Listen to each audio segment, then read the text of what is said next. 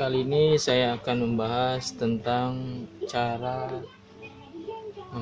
memperbaiki mesin cuci dua tabung yang jika diisi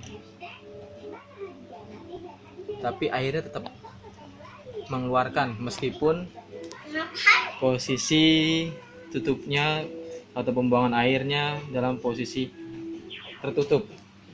Ini caranya yaitu membuka dan membersihkan. Iya, saya juga lubang ini. membersihkan. Ya, seperti ini ya.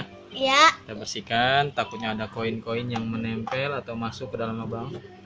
Ya, coba sekarang kita coba. Ali Gunawan.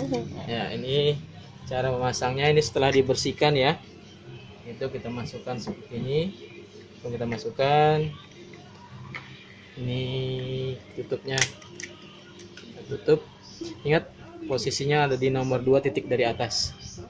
Yang ini ya. Nomor 2 ini 1, ini 2.